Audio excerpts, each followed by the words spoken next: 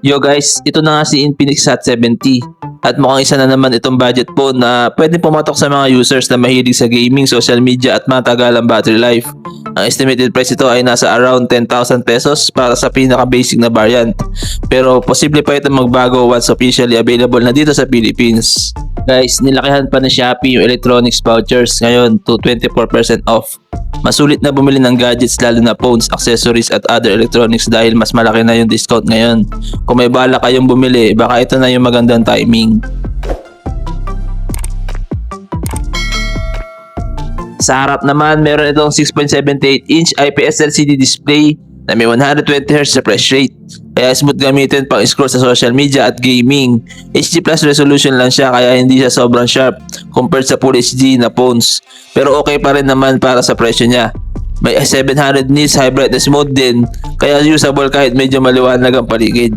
Pagdating naman sa performance, powered ito ng MediaTek Helio G100 Ultimate processor paired with Mali G52 MC2 GPU.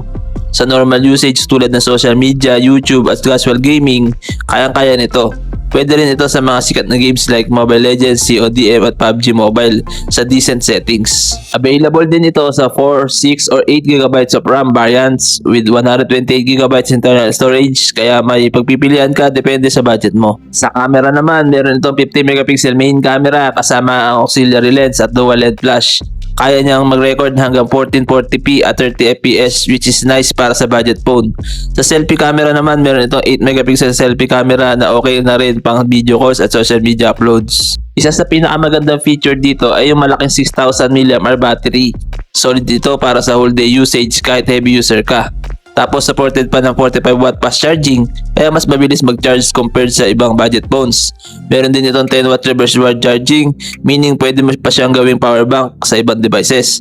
May bypass charging din na useful lalo na sa gamers para sa less heat habang naglalaro habang naka-charge. Sa connectivity and extra, meron siyang 4G LTE, NFC, IR blaster, headphone jack, Bluetooth 5.4, Wi-Fi, OTG, and USB Type-C. So overall, mukhang magandang budget phone si Infinix Hot 70. Lalo na para sa mga naghahanap ng malaking battery, smooth display at decent gaming performance sa affordable price.